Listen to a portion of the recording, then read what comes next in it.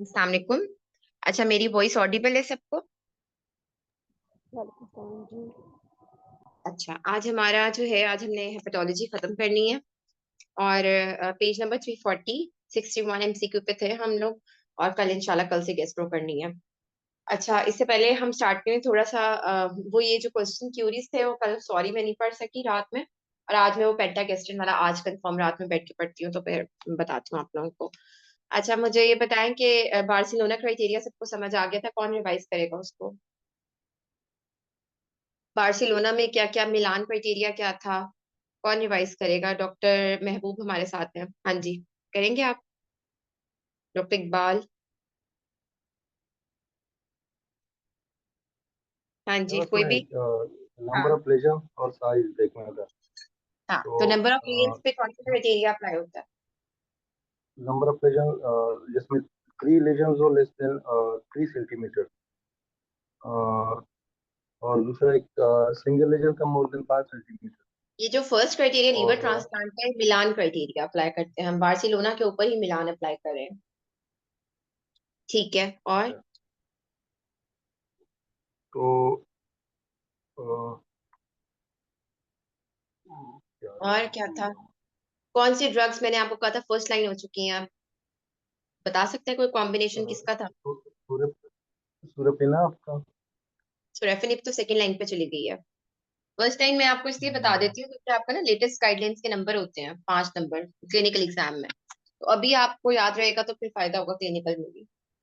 एडेली एडेली में किसी ने शेयर किया। और दिल्ली में मैप नहीं थी, एटाजोलिजिमैब प्लस बेवेस्टिजिमैब कॉम्बिनेशन देना होता है। ठीक है, एटाजोलिजिमैब प्लस बेवेस्टिजिमैब। चलो, एडेली कोई बिस्मिल्लाह करते हैं थोड़ा सा ईमेल मेरे। हाँ जी, लिख ले कोई चैटिंग में। मैं चैट बॉक्स में लिख देती हूँ। एटाजोलिजिमैब प्लस बेवेस्टिजिमैब दोनों का कॉम्बिनेशन देना होता है। ठीक है, मेरा ख्याल है किसी ने अप टू डेट से शेयर भी किया था ग्रुप पे ना, इसका बार्सिलोना। अगर आपने उसमें मेरा ख्याल है गौर नहीं किया, उसमें फर्स्ट लाइन लिखी हुई है ये ड्रग ना, कि सराफिनिब सेकंड लाइन पे चली गई। चलो बिस्मिल्लाह करते हैं आज का अपना 61 MCQ page number 340। Which one of the following is the absolute contraindication for liver transplant? अच्छा, अब आपको इसमें ना एब्सोल्यूट भी पता होने चाहिए और रिलेटिव भी पता होने चाहिए। ये जो इन्होंने लिखी हुई है, क्योंकि आपके पास सिर्फ यही एमसीक्यू नहीं आता सेप्सिस वाला, बाकी भी एक एमसीक्यू आता है जो कि क्यू बैंक ने भी दिया हुआ है और कुछ पास पेपर्स में भी है, जिसमें बाकी इंडिकेशंस, तो इससे आपको डिफरेंशिएशन पता होना जरूरी है। एब्सोल्यूट कॉन्ट्राइंडिकेशन में एक्टिव अल्कोहल इनटेक है। अल्कोहल अब्यूजिव जो पेशेंट है उसको कितने अरसे के लिए अल्कोहल स्टॉप होनी चाहिए एटलीस्ट, ताकि आप लीवर ट्रांसप्लांट कर सको? ये मुझसे वाइवा में पूछा था। हाँ जी, कोई बता सकता है? 6 मंथ्स के लिए। Very good. 6 मंथ्स के लिए है आपके पास, इसीलिए जब आपके पास पेशेंट आए लॉन्ग शॉट में भी अपने अपने कानों को मतलब और आंखों को खोल के रखना होता है। वो उस पेशेंट रिलेटेड आपसे पूछते हैं। अगर आप बता देते हो कि ये इसमें लीवर ट्रांसप्लांट हम करा देंगे, पेशेंट भाई अल्कोहल इंड्यूस्ड सिरोसिस है, तो इस टाइम कैसे करा सकते हो? ठीक है, ये चीजें ध्यान से लेते हुए चलना होता है। अनकंट्रोल सिस्टमिक इन्फेक्शन चल रहा है, एब्सोल्यूट कॉन्ट्राइंडिकेशन है। एक्स्ट्रा हिपैटिक मेलिग्नेंसी स्प्रेड की हुई है, अब उसको कर भी दो ट्रांसप्लांट तो क्या ही फायदा है? Uncontrolled limiting medical conditions. ठीक है। और रिलेटिव कॉन्ट्रा इंडिकेशंस में advance age psychosocial conditions where hepatopulmonary या hepatorenal syndrome. Obesity relative contraindication में आती है। एक दो एमसीक्यू मैंने ओबेसिटी के भी किया। ठीक है, मैल न्यूट्रिशन भी आ गया। तो अब आपको जो जो चीज टेब्यूलर फॉर्म में दी हुई है उसको आपको एक एक पॉइंट आना चाहिए। फिंगर टिप्स पे ऐसे याद किया करो कि उन पॉइंट्स को आप फिंगर टिप्स पे बताया करो। अच्छा, 62 एमसीक्यू है। 26 years old male presented with a history of ataxia dystonia for 3 weeks, and labs were done which shows ALT, AST by 167, 213, alkaline phosphatase 215, HP 9.1, high LDH. What is the most probable diagnosis? अब आपके पास young age में जब भी neuropsychiatric symptoms और साथ में liver का कुछ दिया हुआ है, तो अन्य उस पे जो है ना विल्सन्स की तरफ चला जाएगा। विल्सन्स के भी दो तरह से एमसीक्यू, हीमोक्रोमेटोसिस के भी दो तरह से आते हैं। एक तो पूछते हैं कि अंडरलाइन जो सूडो गाउट होता है, वो पूछते हैं, अब ये विजडम में आप लोग करोगे कि what is the cause of this underline, what is the underline condition of this patient. अब अंडरलाइन कॉज जो है वो हीमोक्रोमेटोसिस होती है जो कि सूडो गाउट कराती है, तो उधर आपने सूडो हीमोक्रोमेटोसिस चूज करना होता है। और अब वो पूछते हैं what is the cause of this condition, जैसा कि आपके पेशेंट को जॉइंट पेन है, अब वो जॉइंट पेन का पूछ रहे हैं कि इसकी क्या कंडीशन है, वो सूडो गाउट है। तो ये एमसीक्यू ना सीपीएसपी जरा एक दो वर्ड चेंज करके पूरा एमसीक्यू का आंसर चेंज कर देती है इस तरह। नेक्स्ट एमसीक्यू 63 है, which one of the following is the best initial test for the diagnosis of Wilson's disease? हाँ जी, कौन सा टेस्ट होता है, ये हमने पहले भी मेरा ख्याल है डिस्कस किया है। इनिशियल टेस्ट कौन सा होता है? 24 और यूरिनरी। यूरिनरी आ गया, बिल्कुल ठीक है। अच्छा, अब होता ये है कि वो मॉनिटरिंग का भी पूछते हैं, मॉनिटरिंग किससे करनी चाहिए? सीरम से। सीरम से, वेरी गुड। मॉनिटरिंग हम यूरिनरी से क्यों नहीं करते? क्योंकि वो फिर डिक्रीज हो जाएगी ट्रीटमेंट देने से, या एक्सक्रीज हो जाए, सॉरी ड्रग्स ज्यादा हो की जाएगी वजह से, कंसंट्रेशन। वैसे ही आपके पास जब ड्रग्स ज्यादा एक्सक्रीट कराएंगी तो मिस इंटरप्रिटेशन हो जाएगी आपकी, ठीक है। तो इस वजह से आपके पास जो है ना वो, यहाँ पे आंसर हमारे पास ये होगा कि जब मॉनिटरिंग आएगी तो सीरम के लेवल से, सीरम वाली चीजों से करेंगे। 64 MCQ हमारे पास है। 25 years old patient is diagnosed as having Wilson's disease after a workup of a abnormal liver test. Which one of the following is the initial treatment of choice for him? पेंसिलामिन। पेंसिलामिन के हमने MCQs किए थे कुछ nephro में, कोई बता सकता है क्या एमसीक्यूज थे? कौन सी नेफ्रोपैथी कॉज करता है मैम? हाँ जी, कौन सी मेम्ब्रेनस नेफ्रोपैथी। मेम्ब्रेनस करता है। और हमने पेमिंड्रोलेट का क्या किया था, वो कौन सी नेफ्रोपैथी कर रहा था? फोकल सेगमेंटल में। फोकल सेगमेंटल था, मुझे खुद अभी याद नहीं आ रहा, इसका तो याद आ रहा है, जी तो इसको भी चेक कर लेना, ये दोनों मुझे मिक्स होते थे। अच्छा, और दूसरा था ओबेसिटी का भी एक एमसीक्यू था जो कि फोकल सेगमेंटल करता था, ठीक है। और पेंसिलामिन और क्या कराता था? पेंसिलामिन के साथ क्या देना होता था हमने? विटामिन B6, ठीक है। आरटीए करता है। हारिनल ट्यूबुलर एसिडोसिस पेंसिलामिन विल्सन्स कराती है बेसिकली, वो तो पेंसिलामिन नेफ्रोपैथी कराता है मेम्ब्रेनस। और इसके साथ हमने विटामिन B6 देना था। अच्छा, विल्सन्स का ट्रीटमेंट अप्रोच क्या होती है? पहले सबसे पहले ट्रीटमेंट ऑफ चॉइस क्या होता है? पेंसिलामिन होती है। पेंसिलामिन अगर किसी वजह से कॉन्ट्रा इंडिकेटेड है, कौन सी इसकी चीजें हैं जो कि कॉन्ट्रा इंडिकेशन करेंगी इसकी? जैसे कि पेशेंट को न्यूरोपैथी वगैरह है, विटामिन B6 डेफिशिएंसी ऑलरेडी चल रही है, या फिर आपका पेशेंट जो है नेफ्रोपैथी, सीकेडी वगैरह, या फिर आपने ड्रग मेंटेनेंस पे डालना है पेशेंट को, तो उसमें आपने क्या चूज करनी है? आपने जिंक चूज करना है। न्यूरोलॉजिकल सिम्टम आ जाए या आप पेशेंट मेंटेनेंस पे आ गया, इंडक्शन हो चुकी है, तो फिर आपने जिंक चूज करना है। Otherwise first treatment of choice penicillamine. Trientine tetrathiomolybdate का क्या रोल है? एफडीए अप्रूव्ड हो चुकी है वही नहीं? हाँ जी, उसका ये है कि उसका ये है कि वो सेकंड लाइन पे चल रही है अभी आजकल, लेकिन उसको कहते हैं कि वो इतनी अच्छी ड्रग है कि फर्स्ट लाइन हो जाए, पर उसकी कॉस्ट इफेक्टिवनेस की वजह से वो फर्स्ट लाइन नहीं हो पा रही, ठीक है। अच्छा, 65 MCQ हमारे पास है। Patient of a Wilson Wilson started on penicillamine therapy. अब आपने क्या कराना है उसका? Which one of the following test would be test? आप देखो यहाँ पे सीरम कॉपर कराना है, फ्री सीरम कॉपर, ठीक है। 66 MCQ है। 45 years old male presented with a history of erectile dysfunction for 6 months associated with feeling lethargic. Examination पे pulmonary edema, spider angiomas, tender hepatomegaly with hyperpigmentation on the face. He is taking diclofenac for early onset of osteoarthritis. Which investigation should be done to screen the diagnosis? अब इसमें क्या क्या चीजें हैं सारी?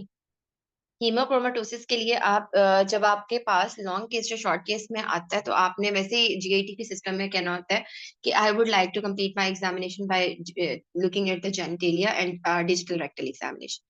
तो अब आपके इस हीमोक्रोमेटोसिस का केस आ जाए तो उसमें बहुत इंपॉर्टेंट हो जाता है, ठीक है। इसके उसमें ये सारी जो चीजें हैं ना, लाइक एट्रोफी, टेस्टिकुलर एट्रोफी, सारी चीजें होना शुरू हो जाती हैं। तो यहाँ पे आपने क्या इनिशियल टेस्ट क्या कराना होता है स्क्रीनिंग के लिए? Transferrin saturation. और दूसरा क्या टेस्ट होता है? ट्रांसपेरेंट। Transferrin saturation ferritin. कराते हो और क्या? फेरेटिन लेवल्स कराते हो। अगर दोनों लेवल, दोनों चीजें दी हुई हैं तो transferrin saturation is superior to ferritin, ठीक है, ये याद रखना है हमेशा।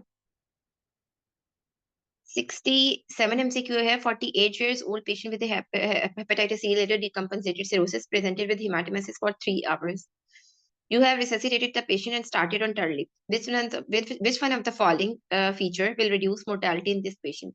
आपने पढ़ा होगा, 5-6 पॉइंट लिखे हुए होते हैं इसमें अपर जी ओब्लिक में कि आपके पास मोर्टालिटी बेनिफिट एंटीबायोटिक्स का होता है, ठीक है। तो सेफ्ट्रेक्सोन वगैरह आपने इसमें देनी होती है फॉरी। 68 MCQ है 57 years old female with complaints of pain and swelling in the right knee joint. X-ray shows calcification in the right knee. Further testing showed transparent saturation of 58% with normal ferritin and the raised liver transaminases. अब देखो ये पूछ रहे हैं best test for the underline cause. ठीक है. अब underline cause इसमें हमारे पास जो वैसे तो सूडो गाउट हुआ ड्यू टू आपके पास जो है ना सूडो गाउट हो गया ड्यू टू हीमोक्रोमेटोसिस. अब इसमें आपने अंडरलाइन कॉज को डिटरमिन करना है, सूडो गाउट को नहीं करना. तो फिर वो आपके पास HFE जीन एनालिसिस. इस पे भी बड़ी बहस हुआ करती थी कि लीवर बायोप्सी करानी है या HFE जीन एनालिसिस, लेकिन हमने एंड पे ही फाइनल किया था HFE जीन एनालिसिस को ही करना है. ठीक है. तो ये इसमें हमने ये कराना था. अच्छा, और दूसरा ये था, एक और मेरे जहन में इसका क्वेश्चन आया था. पता नहीं जहन से निकल गया. एक इसका ये वाला क्वेश्चन आता है, और एक ये होता है कि जिसमें आपने डायरेक्ट सूडो गाउट चूज करना होता है. पूछते हैं जॉइंट पेन की कॉज क्या है, तो तब आपने सूडो गाउट चूज करना होता है, जो कि इसकी वजह से हीमोक्रोमेटोसिस की वजह से हो रहा होता है. अच्छा, प्राइमरी हीमोक्रोमेटोसिस की एज ऑफ प्रेजेंटेशन क्या होती है, ये क्वेश्चन आया था. हाँ जी, क्या होती है? 40s में होती है. Very good. आपके पास पेशेंट 40 प्लस होता है. और सेकेंडरी की क्या होती है ज्यादातर? सेकेंडरी में जो आपके पास सेकेंडरी होता है वो ब्लड ट्रांसफ्यूजन की वजह से होता है. ठीक है. जो कि जैसे कि कोई हीमोग्लोबिनोपैथीज है पेशेंट को, थैलासीमियास वगैरह है, तो उन वाले पेशेंट्स में वो अर्ली एज में भी प्रेजेंट कर सकते हैं सेकेंडरी हीमोक्रोमेटोसिस. 69 MCQ हमारे पास है. Which one of the following is the treatment of choice for hereditary haemochromatosis? अगर आपके पास एचपी अलाउ करती है तो फ्लेबोटमी कराते हो. अगर फ्लेबोटमी नहीं करा सकते एनीमिया की वजह से या पूरा टॉलरेंस टू वॉल्यूम लॉस, तो फिर क्या ड्रग देनी होती है? फिर हमारे पास कौन सी ड्रग है? डेस्टिनोक्टाम. Defecto. हाँ जी बिल्कुल, आयरन चिलेशन करानी होती है. कभी दी है आप लोगों ने ये? आप लोगों ने दी है? मैंने कभी भी नहीं दी पेशेंट्स को. वैसे ये चीजें ना यहाँ पे मुझे होता है कि यहाँ पे हम लैग पेशेंट्स नहीं सिचुएशन के करते. लिए हम लोग ना हमारा जो है, हम गवर्नमेंट सेटअप पे काम कर रहे होते हैं, पेशेंट नॉन अफोर्डिंग होता है, बहुत सारी ड्रग्स तो हम वैसे ही नहीं दे पाते. तो इसकी वजह से मुझे लगता है, मैं अपने खुद ही सीनियर से बात कहा करती थी कि ऐसे लगता है कि इन चीजों में बहुत लैग कहीं करता है बता. पेमिंड्रोनेट वगैरह वो अपने प्राइवेट क्लिनिक पे लगाया करते थे, फिर मैं अपने जो HOD वगैरह थी उनकी प्रिस्क्रिप्शन देखा करती थी कि ये लगा, मतलब इतनी डोज में लगाई है, ठीक है, इसको ऐसे लगाना है. तो मतलब ये चीजें मेरा हाल है प्राइवेट प्रैक्टिस से ज्यादा अच्छी आती है. अच्छा, 70 MCQ है. Which one? पेशेंट्स में देखा था आयरन ओवरलोड में होते थे, तो थैलेसेमिक पेशेंट्स वो पंप में जो लगाए. अच्छा, किस डोज में लगाते हो आप लोग, कैसे लगाते हो? सॉरी, तो अभी नहीं है, लेकिन उस सबक्यूटेनियस पंप तो वो पेशेंट खुद कहता था कि हम मतलब रात को ये पंप मतलब लगवाते हैं थ्रू, मतलब चलता रहता है, मतलब एक वो सबक्यूटेनियस मेरे ख्याल से वो चल रहा होता था. अब IVH से पंप एक लगाते थे. अक्सर ये होता है, आपको पेशेंट्स पे इंफॉर्मेशन दे रहे होते हैं ना, जो एजुकेटेड हो वो भी बता रहे होते हैं डोजेस का सही से. लेकिन खैर हम लोग इसमें लैग बिहाइंड करते एग्जैक्टली, हैं. एक वो. जी जी. हम्म. अच्छा, 70 MCQ हमारे पास है. Which one of the following is manifestations of hemochromatosis is reversible with phlebotomy treatment? अच्छा, इसको मैंने ऐसे याद किया हुआ था, हीमोक्रोमेटोसिस के क्या क्या इफेक्ट्स हैं. इसको मैंने ऐसे याद किया हुआ था, ब्लैक हार्ट आप वापस ना अच्छी आदत से बदल सकते हो, व्हाइट हार्ट उसे कर सकते हो इस तरह से. तो ब्लैक में आपके पास हाइपर पिगमेंटेशन, लाइक आपके पास हाइपर पिगमेंटेशन रिवर्स हो सकती है. और हार्ट से कार्डियक फेलियर. तो मैंने हीमोक्रोमेटोसिस में निमोनिक बनाया हुआ था अपना कि ब्लैक हार्ट ये वापस सही हो सकता है. तो इसमें आपके पास हाइपर पिगमेंटेशन ब्लैक से और कार्डियक फेलियर, ये चीजें आपके पास रिवर्सिबल होती हैं. बाकी सारी चीजें ट्रीटमेंट से इरिवर्सिबल होती हैं, परमानेंट होती हैं. अच्छा, नेक्स्ट MCQ हमारे पास है 71. A 45 years old male is diagnosed as having hereditary hemochromatosis on HFA gene analysis. Transparent saturation उसकी जो है ना वो 62% है. His siblings also want to have screening test for the disease. Which one of the following is the best test? इसमें sibling को भी आपने HFA gene analysis से कराना है. 72 है. Which one of the following is the most common presenting complaint of primary biliary cholangitis? प्लूराइटिस इसका common sign होता है. अच्छा, वैसे ये भी कहा करते हैं कि फटीग भी होता है, लेकिन आपके पास प्लूराइटिस सबसे कॉमन है. पीबीसी का होता है, फटीग भी होती है उसमें काफी। प्राइमरी और सेकेंडरी बिलियरी कोलेंजाइटिस की क्या कॉजेज है? हाँ जी, सेकेंडरी की क्या कॉजेज है? ये तो हमने प्राइमरी किया ना, सेकेंडरी की कौन? आफ्टर ईआरसीपी वगैरह भी हो सकता है। वेरी गुड, आफ्टर ईआरसीपी हो जाता है। और बिलियरी कोलेंजाइटिस ज्यादातर ईआरसीपी के बाद ही होता है। नेक्स्ट एमसीक्यू 73 है, which one of the following organ is affected first in hemochromatosis? आपको पता है लीवर ही सबसे कॉमन है इसमें तो। 74 एमसीक्यू हमारे पास है, 55 years old male presented with a history of fatigue and pruritus for 1 year। मैंने आपको बताया था यही दो चीजें इसकी होती हैं, pruritus is more common than fatigue, आपने देखना होता है, रखना होता है। प्रोग्रेसिव जॉन्डिस है उसे, एएसटी उसका एएलटी बढ़े हुए हैं लेकिन बहुत ज्यादा नहीं है, माइल्ड। 7.8 बिलिरुबिन एल्कलाइन फॉस्फेटेज बहुत ज्यादा बढ़ा हुआ है। एएम एंटीबॉडीज नेगेटिव आ गए जिससे प्राइमरी बिलियरी सिरोसिस तो निकल गया। Patient has a history of recurrent diarrhoea since childhood. आपके पास इसके साथ इसमें हमारे पास जो है ना डायरिया वगैरह की कॉज सीबो वगैरह भी हो सकता है डेवलप। तो प्राइमरी स्क्लेरोसिंग कोलिंजाइटिस है बेसिकली। 75 एमसीक्यू हमारे पास 63 years old male presented with complaints of pruritus and fatigue। Examination पे उसको जॉन्डिस हो गया, लैब्स उसकी high total bilirubin with high alkaline phosphatase. What should be the next treatment, sorry next test for him? अच्छा, इसमें आपके पास आपने initial test जो है ना इस पे अल्ट्रासाउंड ही कराना है, चाहे आपको पॉलीस्टैटिक लग रहा है, ठीक है? तो आपने अल्ट्रासाउंड ही कराना है इसमें। ये एक जगह आगे वो एक्सप्लेन भी करेंगे कि आपके पास पहले आपने इनिशियल जो है ना स्टार्ट आपने जो है वो लेस इन्वेसिव, इन्होंने इसी में बताया हुआ है कि लेस इन्वेसिव टेस्ट की तरफ कराना होता है। एक सेकेंड दीजिएगा मुझे, सिर्फ 1 मिनट, एक काम आ गया था। अच्छा, नेक्स्ट एमसीक्यू हमारे पास जो है ना 76 है। A 45 years old female with a history of pruritus is diagnosed with PBC with a positive AMA antibodies. Which one of the following treatment is recommended to slow the disease progression in this patient? अब इसका जो है ना recording stop की है मैंने, sorry याद आ गया, नहीं रिकॉर्डिंग स्टार्ट कर दिया। अच्छा, इसमें हमारे पास जो है ना उर्सोडिऑक्सीकोलिक एसिड जो है ना डिजीज की प्रोग्रेशन को भी स्लो करता है।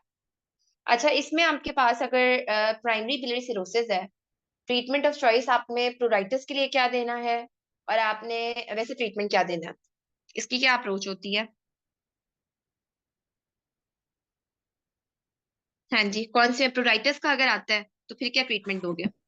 पोलिस्टायरामीन, रिफैम्पिसिन प्रोराइटिस के और लिए। यार रिफेक्सामिन, वेरी गुड, ठीक है। अब ये एमसीक्यू भी दो तरीके से आता है, ठीक है? तो या वो पूछते हैं डिजीज फर्स्ट लाइन ट्रीटमेंट क्या है, या वो पूछते हैं स्लो कौन सा करता है, तो उर्सो आंसर है। अगर वो पूछते हैं हमारे पास कि आपने क्लोराइटिस को कैसे कंट्रोल करना है, तो फिर आपने याद रखना है कोलेस्टेरामिन, रिफैम्पिसिन या रिफेक्सामिन। तो ये एमसीक्यू दो तरीके से आता है। 77 है, which one of the following extrahepatic manifestation is most common in patients with PBC? सिका सिंड्रोम आपको पता है इसके साथ जो है ना एक्स्ट्रा हेपेटिक मैनिफेस्टेशन में कॉमन आ जाता है। सिका सिंड्रोम और किसके साथ कॉमन होता है? हाँ जी, सिका सिंड्रोम और किन कंडीशंस के साथ कॉमन होता है? सिका शॉग्रेन ही है शॉक ना? प्रोग्राम हाँ से जी, शॉग्रेन आपके पास किसके साथ होता है? रूमेटॉइड आर्थराइटिस के रोमाटाइड। साथ ना? हाँ जी बिल्कुल। 78 है, which one of the following is the best test for the diagnosis of primary sclerosing cholangitis? अब यहाँ पे भी दो तरीके से आता है ये, या तो आपके पास आता है इनिशियल टेस्ट, तो एमआरसीपी है, और अगर आपके पास आता है बेस्ट टेस्ट, इनिशियल का नाम नहीं यूज किया हुआ था, तो फिर ईआरसीपी है, ठीक है? ये एमसीक्यू भी दो तरीके से आता है। ये बहुत छोटी छोटी सीपीएसपी का बहुत ये फेवरेट है कि initial what is best to do, what is the next investigation, what is the best initial management. तो ये आपने ना ये देखना होता है एमसीक्यूज में। सीपीएसपी जरा जरा से वर्ड चेंज करके आंसर चेंज करा देती है। 79 है, अभी मैं अपने सुपरवाइजर जब मेरे थे वो मतलब एचओडी, उनके मैं एमसीक्यूज बना रही थी, तो उन्होंने क्राइटेरिया में लिखा हुआ होता है कि आपकी जो स्टेटमेंट है वो 100 वर्ड से ज्यादा, 150 वर्ड से ज्यादा ना हो, और आपने इनिशियल का वर्ड यूज करना है, इस तरह के ना उन्होंने पूरा मैंने उनकी फाइल पढ़ी थी एमसीक्यूज बनाने से पहले कि ये चीजें लिखी होती हैं क्राइटेरिया में उनके। और आपके जो है वो बीसीक्यूज एक से ज्यादा आंसर ठीक होने चाहिए, उनमें से बेस्ट ऑप्शन चूज करना है आपने। और आपके पास ये होता है कि एमसीक्यू में अगर आपने कोई गलत आंसर लाइक आपने सेकंड वाला ऑप्शन चूज कर लिया, तो आपको कुछ ना कुछ मार्क्स मिलते हैं उसके। इसीलिए परसेंटाइल जो है वो 75.9 इस तरह की आती है, पॉइंट्स में भी आती है, क्योंकि कुछ ना कुछ आपके गलत आंसर के भी नंबर होते हैं। 79 आपके पास है 20 years old male presented with a right upper quadrant pain for 3 months and jaundice for 1 month. Fever and chills, fever with chills for 5 days. Examination पे jaundice है, fever है, palpable mass है in the right hypochondrium. What is the most probable diagnosis? ये मैं अभी जब DHA का exam दे रही थी तब ये MCQ आया था यहाँ पे।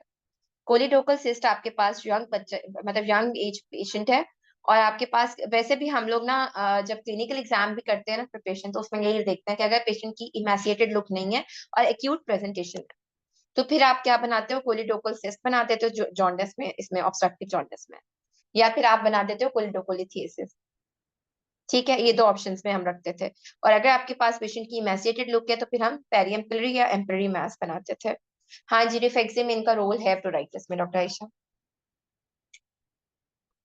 अच्छा, नेक्स्ट एमसीक्यू हमारे पास है 80। A 29 years old male has an ultrasound for lower abdominal pain. Ultrasound पे उसकी लेजन आ गई है लीवर में।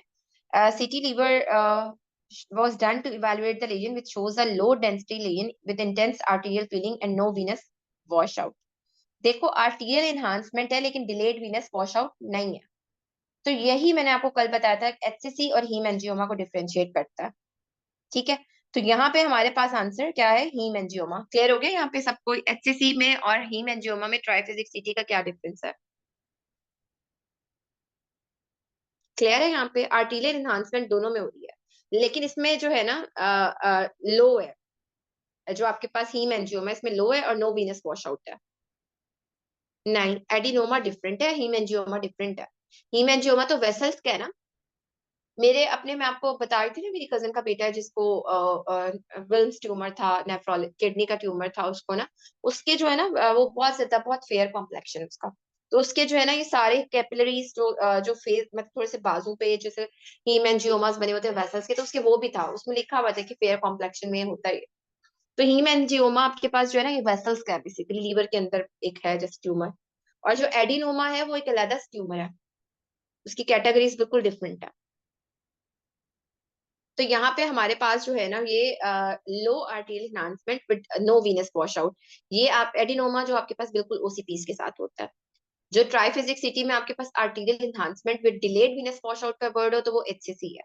और मैंने आपको बताया भी था कि ट्राइफिजिक सिटी पे होता किस तरह, मैनिफेस्ट कैसे होता है। आप गूगल भी करोगे ना, पिक्चर्स आपको मिल जाएगी इसकी। 81 MCQ है, which one of the following drug is associated with the development of cirrhosis if used for long term? ये हमने पढ़ा था कि हमें सिरोसिस में मीथोट्रेक्सेट का है, ये कराती है।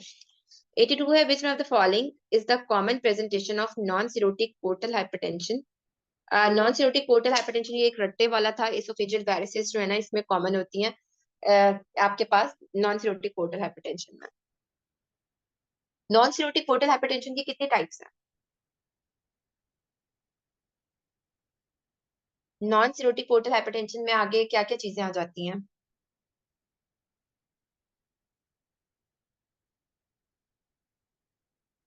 Non-cirrhotic में आपके पास क्या क्या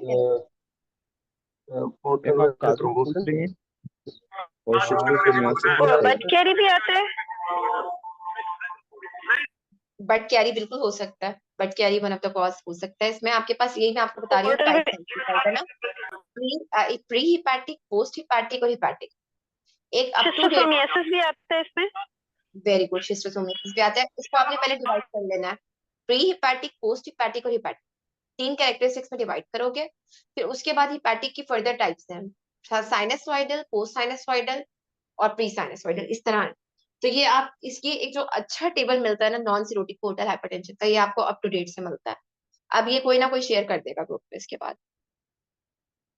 83 एमसीक्यू है, वो which इसकी one of the category following wise है मैडम। आपके पास पहले आप हिपैटिक और पोस्ट हिपैटिक, प्री हिपैटिक वाले ग्रुप्स में इसको डिवाइड करते हो, और फिर उसके बाद हिपैटिक वाले को ठीक है। 3 फर्दर ग्रुप्स में डिवाइड करते हो, साइनसोइडल, पोस्ट साइनसोइडल और प्री साइनसोइडल। इसको आपने जो है ना अप टू डेट में टेबल बना हुआ है बहुत अच्छा, उसमें कॉजेस के साथ बना हुआ है ये टाइप्स, तो किसी ने ग्रुप पे शेयर कर देना है। 83 हमारे पास है, which one of the following is ये the most portal common vein source? thrombosis है, हाँ जी, मैम इसमें एक फोकल वेन थ्रोम्बोसिस है और एक हेपेटिक वेन थ्रोम्बोसिस, इसमें एक कॉज नहीं है, इसमें दोनों बहुत में सारी कॉजेज डिफरेंस? हैं आपके पास। Portal vein thrombosis is one of the cause. तो मैं आपको बता रही हूँ कि इसमें जब आप वो टेबल देखोगे ना, उस टेबल में डिवीजन के साथ ना बताएंगे, आगे कॉजेज भी बताएंगे। जैसे लिखा हुआ है कि साइनसॉइडल, साइनसॉइडल के आगे कॉजेज लिखी हुई है पूरी। ये अप टू डेट में बहुत अच्छा बना हुआ है टेबल। ठीक है, वो टेबल कोई ग्रुप पे शेयर कर देगा। अच्छा, 80 हमारे पास 83 एमसीक्यू है। Which one of the following is the common source of infection in patient with pyogenic liver abscess. आप देखो कोलेंजाइटिस बी। ठीक है, ये most common source of infection in patient with pyogenic liver abscess. हमारे पास ना एक जब मैं शॉर्ट लॉन्ग केस की तैयारी करी थी, पिम्स में पेशेंट था लीवर एब्सेस का पायोजेनिक। तो उसको प्लान में इन्होंने रखा हुआ था भेजने के लिए, लेकिन उसका इतना टेंडर लीवर था कि वो ऐसा लगता था वो जा ही नहीं सकता, और वाकई में वो नहीं गया। नेक्स्ट डे जो है ना, नेक्स्ट डे इसमें सीनियर्स भी आके पेशेंट को इवेलुएट कर लेते हैं कि इसको भेजना चाहिए या नहीं। वैसे पीजीआर सेलेक्ट कर रहे होते हैं इनके। 84 एमसीक्यू है। Which one of the following is the best and most sensitive investigation to diagnose pyogenic liver abscess. अच्छा देखो, लीवर एब्सेस को देखने के लिए CT scan with ivy contrast आपको कराना पड़ता है। ठीक है, अल्ट्रासाउंड जो है आप इनिशियल कराओगे, स्क्रीनिंग प्रोसीजर्स में है, लेकिन आपके पास आइडियल जो पूछेंगे, बेस्ट पूछ रहे हैं, मोस्ट सेंसिटिव, तो यहाँ पे हमारे पास सीटी है विद कंट्रास्ट। 85 है। 43 years old patient with a history of right upper quadrant pain with a low grade fever and jaundice for 3 weeks. He also complains of recurrent episodes of intensely itchy skin rash for 2 months. उसका examination में jaundice with tender हिपेटोमेगाली। ये आपके पास typical history hydrated cyst की होती है, जिसमें low grade fever होता है। जो पायोजेनिक लीवर एब्सेस होता है या उसमें आपके पास हाई ग्रेड फीवर आ रहा होता है। ठीक है, तो इसमें भी आपके पास ये सारा स्किन, इची स्किन से उन्होंने इसको ये हाइड्रेटेड सिस्ट मजीद कंफर्म किया। ठीक है, हाइड्रेटेड सिस्ट की भी ना फर्दर ट्रीटमेंट के ऑप्शंस होते हैं। कोई बता सकता है डॉटर सिस्ट आ जाए, या फिर आपके पास कब आपने डीकॉर्टिकेशन करानी है, कब आपने डी रूफिंग करानी है, पेयर थेरेपी होती है। कोई बता सकते हैं क्या क्या ट्रीटमेंट है? ये क्लिनिकल में फिर हमने आगे डिटेल में पढ़ा था बहुत। इसका एक टेबल बना हुआ है, अच्छा ना। आपके पास एक होता है जिसके ट्रीटमेंट में आप नेट पे सर्च करोगे when to do pair, when to do deroofing. और ये वैसे सर्जरी का टॉपिक बनता है, लेकिन हमारे पास जो है ना क्लिनिकल में ही पूछ लेते हैं कि आपके पास डॉटर सिस्ट आ जाए, तो फिर एक बार आप जो है ना वो उसकी वैसे ही आप उसे एस्पिरेट नहीं कर सकते।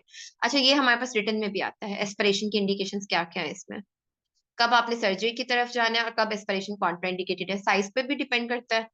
ये आपको मास्टर डीएमएम से मिलेगा। अच्छा, मास्टर डीएमएम में गेस्ट्रो में एक एमसीक्यू था हाइड्रेटेड सिस्ट का। उसमें उन्होंने साइट पे जो है ना वो बनाया हुआ था कि आपके पास हाइड्रेटेड सिस्ट में सर्जरी की कॉन्ट्राइंडिकेशंस क्या है, एस्पिरेशन की कॉन्ट्राइंडिकेशंस क्या है, ये पता होनी चाहिए। ये एमसीक्यू आता होता है।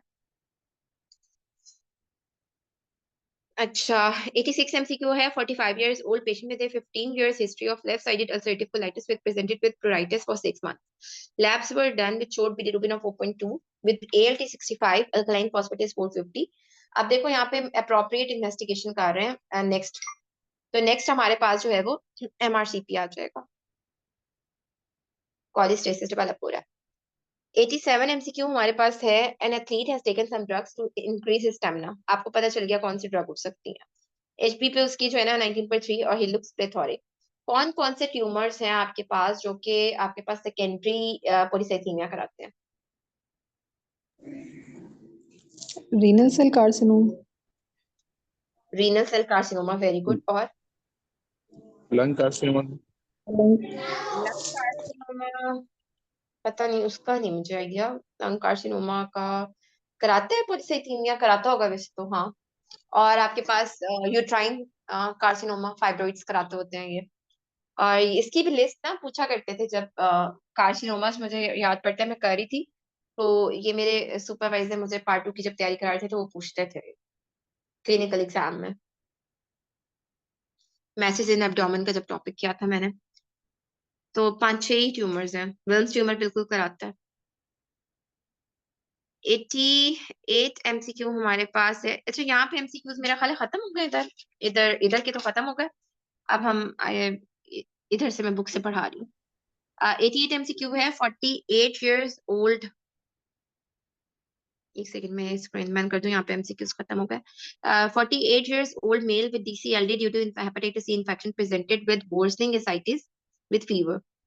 यू सस्पेक्ट एसबीपी आपने सस्पेक्ट किया, सेफ्ट्रेक्सोन स्टार्ट करा दी, INR 1.5 आ गया, क्रिएटिनिन 1.3 आ गया, सीरम एल्ब्यूमिन 1.9 आ गया। What other test you will take? Salt, poor albumin.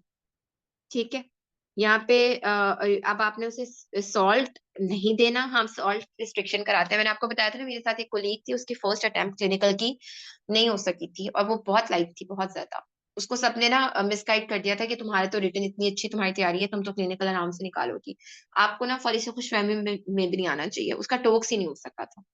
तो तब उसने फिर क्लिनिकल की जब तैयारी की थी तो मुझे बताती थी कि उसने प्रोटीन्स और सॉल्ट के कितने कितने लेवल देने हैं पेशेंट में। सीकेडी सीएलडी में उसने डाइटरी काउंसलिंग में ये तैयार किया था कि रोटी में कितनी प्रोटीन्स है। तो आपने इसमें जो है ना सीकेडी सीएलडी के पेशेंट में बहुत कम सॉल्ट देना होता है।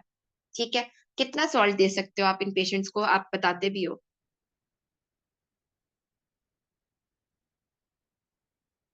हाँ जी, 6 ग्राम पर डे। 0.5 से कम 0.5। 3 ग्राम मतलब लाइक आपने 3 ग्राम पर डे से कम देना होता है, तो वो आपके पास जो है ना वो हाफ तकरीबन वो बनता है, टोटल उसका हाफ टी स्पून बनता है। ठीक है, तो अब हमारे तो हम तो 3-3 चम्मच नमक के डाल रहे होते हैं अपने खानों में आम रूटीन में, तो इन पेशेंट्स को सिर्फ इतना कम इन्होंने लेना होता है। उसका एस्टिमेट ना आपके पास 5 ml का होता है ना, 1 चम्मच छोटा, तो सिर्फ हाफ टी स्पून बन रहा होता है। 89 MCQ है। 18 years old women presented to the CKD के पेशेंट में, सीएलडी में भी रिस्ट्रिक्शन करानी होती है, इतनी देनी होती है। अच्छा, इसमें हमारे पास 89 MCQ है। For 18 years old women present to the emergency department having taken an overdose of an unknown quantity of paracetamol. Which one of the following statement regarding the clinical presentation and progress of paracetamol overdose is true? इसमें आपके पास बताया हुआ है कि pancreatitis can be accompanying complication। जब मैंने पढ़ा था तो मुझे भी थोड़ी सी हैरत हुई थी इसमें। ठीक है, कि इसके साथ पैरासीटामोल ओवरडोज, आप लोगों ने देखे कभी पैंक्रेटाइटिस?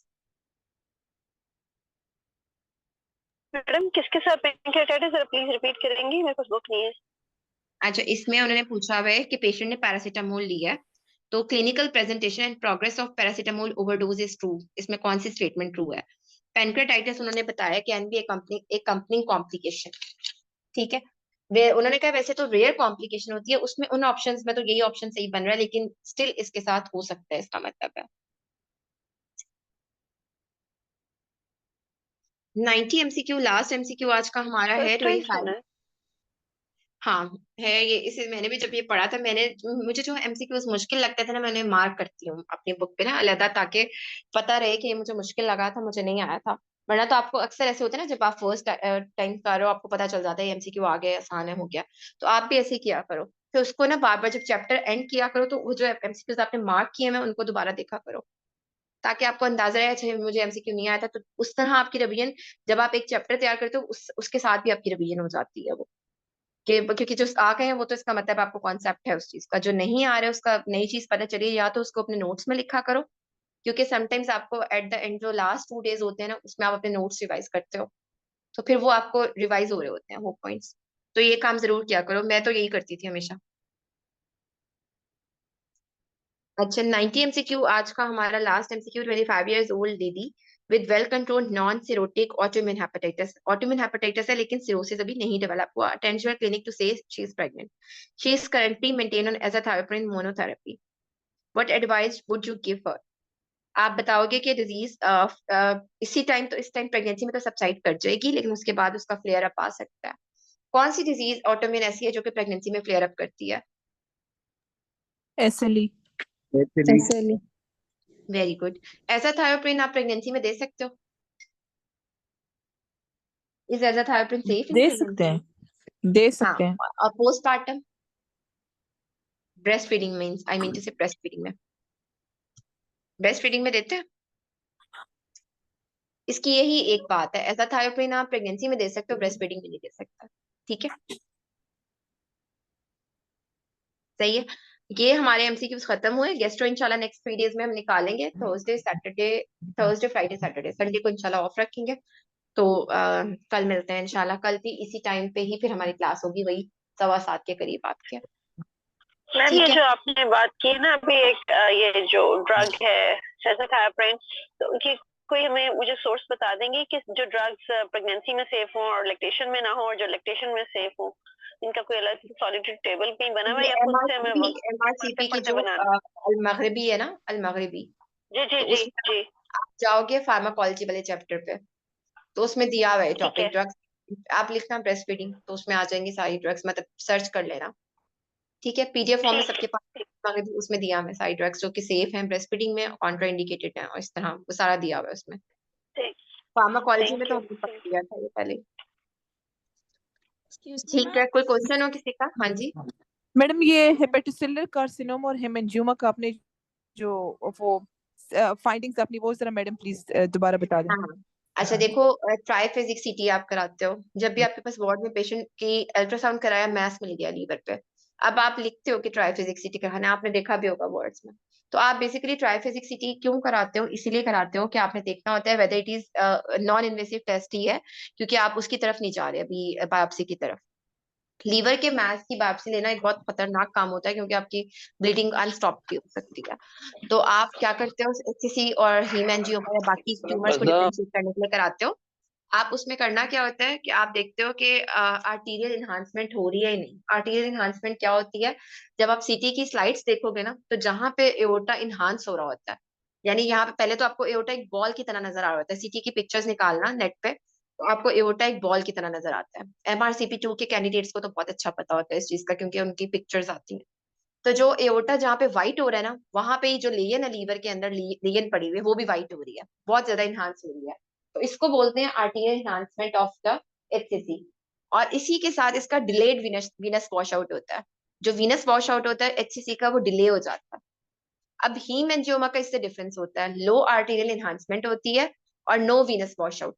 तो इसी बेस पे आप डिफरेंशिएट करते हो एचसीसी है या फिर आपके पास बाकी कोई और ट्यूमर है। क्लियर हुआ है आपको ये? जी मैम क्लियर हो गया। ठीक है, इसकी पिक्चर्स देखोगे ना नेट पे। मेरे पास असल में मेरा ये प्रॉब्लम हुआ, मेरे मोबाइल का डाटा डिलीट हो गया बहुत सारा। मैंने यहाँ पे आके सेल चेंज किया, तो जिसकी वजह से डाटा सारा डिलीट हो गया। मैं वरना आपको पिक्चर्स भेज देती, और नहीं तो आप खुद ही गूगल कर सकते हो। उसमें आप निकालो ट्राइफिजिक सिटी की पिक्चर्स निकालोगे, आपके पास वो इकट्ठे चारों पिक्चर्स दे देगा स्लाइड्स ना, जहाँ पे वो डिलेट वीनस वॉश आउट भी दिखा रहा है, आर्टीरियल एनहांसमेंट भी दिखा रहा है।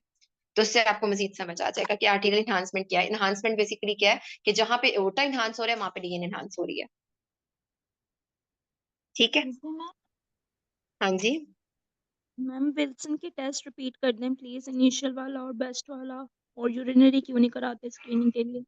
अच्छा, आपके पास क्या होता है, हीमोक्रोमेटोसिस में आपने जो है ना इनिशियल टेस्ट जो है वो यूरिनरी कराने होते हैं लेवल्स ना, सीरम से आपके पास। लेकिन जब आप ड्रग्स देना शुरू करते हो, जब आप आपने मॉनिटरिंग करनी है कि ड्रग्स आपकी एफिकेसी कर रही है नहीं और पेशेंट को ट्रीटमेंट का रिस्पॉन्स आ रहा है नहीं, अब आप यूरिनरी लेवल नहीं कराओगे। क्यों नहीं कराओगे? कि यूरिन में तो ड्रग्स का इफेक्ट होता है, वो ड्रग्स कॉपर ज्यादा रिलीज कराएंगी यूरिन में। ठीक है। तो अब आपको नहीं पता कि ब्लड के अंदर कॉपर कितना कम हो रहा है, यूरिन में तो अब मिस इंटरप्रिटेशन आ जाएगी कि आपको नहीं पता चलेगा कि यूरिन में तो ऑलरेडी ड्रग्स के इफेक्ट की वजह से भी ज्यादा आ रहा है। तो अब आप देखते हो कि डिजीज कंट्रोल हुई है या नहीं। अगर यूरिन में, वैसे तो हम इनिशियल इन्वेस्टिगेशन यूरिन में करा रहे थे डिटरमिन करने के लिए कि पेशेंट को है या नहीं। तो लेकिन अब जब आपने देखना है कि ये अभी ठीक हो गई है नहीं कंडीशन अंडरलाइन, तो फिर आप ब्लड में चेक करते हो कॉपर लेवल डिक्रीज हुए या नहीं। अगर यूरिन में करोगे तो यूरिन में तो वैसे ही बढ़ के आएगा, चाहे ब्लड के अंदर कम भी हुआ हो, क्योंकि ड्रग्स ले रहा है वो। तो इसकी वजह से मॉनिटरिंग के लिए आपने ब्लड में चेक करना है और इनिशियल इन्वेस्टिगेशन यूरिन में चेक करनी है। क्लियर हुआ है मधिया ये? हाँ जी मैम हो गया, थैंक यू। ठीक है। अच्छा, इनिशियली ब्लड में क्यों नहीं कराते? ब्लड में आपके पास क्या होता है कि कॉपर जो है ना वो ऑर्गन्स में भी डिपॉजिट हो रहा होता है जाके। तो ब्लड में जब आप कराओगे तो आपको नहीं पता कि हो सकता है वो ऑर्गन्स में डिपॉजिट हुआ ब्लड में सही लेवल ही ना आए। इनिशियल आप यूरिन में देखते हो फिर। ठीक है। अच्छा, ये आपने जो है ना कहाँ पे इसकी डेपोजिशन होती है कॉपर की, कहाँ पे आयरन की होती है, ये आपने पढ़ना है जरूर। सारे ऑर्गन्स इनके आते हैं, 6 ऑर्गन्स थे लिखे हुए अल मगरिबी में, तो वो आपको आने चाहिए। मैम ठीक है। हाँ जी। मैम ये इसका लिवर के मैस का ये भी था कि आपने देखना है कि ये प्राइमरी लिवर मैस है या सेकेंडरीज हैं, तो उसके लिए भी था ना कि वीनस वॉश आउट, उसकी वीनस उसके वॉश लिए आउट। तो क्लिनिकल हम टेस्ट किया करते थे, अम्बलाइकेशन का वर्ड यूज करते थे उसके लिए। जब आप क्लिनिकली पेशेंट को चेक करते हो ना, मास अगर नोड्यूलर है, ठीक है, और जब आप फिंगर डिप कर रहे हो, कोई उसमें अम्बलाइकेशन नहीं हो रही, तो ये प्राइमरी मास है। और अगर उसमें अम्बलाइकेशन आई हुई है, मतलब जब आप डिप करते हो तो मास उसका एक अम्बलाइकेशन, आपको ये बहुत ज्यादा क्लिनिकल प्रैक्टिस जब आप करोगे ना तो ये सब आ जाएगा। तो फिर आप देखते हो अम्बलाइकेशन आ गई है ना, तो फिर आप कहते हो सेकेंडरीज आई है कहीं और से, क्योंकि अम्बलाइकेशन मिल रही है इसमें मास के अंदर। ठीक है,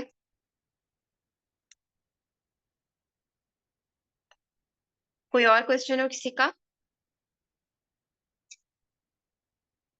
कल इंशाल्लाह फिर हम गैस्ट्रो स्टार्ट करेंगे, फिर उसके बाद हमारी हिमाटोलॉजी, हिमाटोलॉजी और क्या रह गया? हाँ, इंट्रैक्टेबल इसाइटिस का जो टेस्ट था ना, वो ये होता है कि आप देखते हो कि वेदर पेशेंट जो है वो ड्रग की कंप्लायंस उसकी सही नहीं है, या फिर ये है कि ड्रग्स का इफेक्ट, मतलब उसको ड्रग्स के साइड इफेक्ट ज्यादा आ रहे हैं। तो इसके लिए ना अप टू डेट ने बहुत अच्छा लिखा हुआ है। मैंने अपने ना वॉइस नोट्स, मेरा ख्याल है मैंने अपने सुपरवाइजर के साथ शेयर किए में, मैं आपको ढूंढ के उनकी चैट से भेजती हूँ। मैंने उनके साथ ये डिस्कस किया था, मैं आपको उसके बाद भेजती हूँ फिर ये। ठीक है, उसमें वो फिर आपको समझ आ जाएगा, मैं वो निकालती हूँ, पिक्चर्स भी निकालती हूँ अप टू डेट से। मैम आपने हेपेटाइटिस बी के वॉइस नोट्स भेजने थे। हाँ, वो भी भेजने हैं, भेजती हूँ सारे। ठीक है इंशाल्लाह। ठीक है, पल्मो रह गई, हिमाटोलॉजी रह गई, हिमाटोलॉजी रह गई, और गैस्ट्रो, है ना, यही रह गई ना डॉक्टर आयशा? 4 चीजें रह गई बस। ठीक है इंशाल्लाह, एक एक हफ्ता और निकालें तो हमारा बस नवंबर के मिड तक से पहले पहले खत्म हो जाना चाहिए। अच्छा, ऐसा है कि जब हमारे लास्ट 10 डेज रहते होंगे तो आप अपने ही ग्रुप पे जो आपका पास मेडिसिन वाला है उसके बाद फौरी बात जो है ना स्टार्ट कर दोगे, ये विजडम। डेली 100 MCQs करोगे तो 18 दिन में आपकी विजडम खत्म होगी। जब आप लोग सारा कर लोगे, MCQs नोट डाउन कर लोगे और मुझे बताओगे, फिर हम नवंबर या दिसंबर में एक सेशन रखेंगे एक और, जिसमें हम विजडम डिस्कस करेंगे सारे। ठीक है, चलें फिर मैं सेशन एंड करती हूँ। ओके, ओके, अल्लाह हाफिज।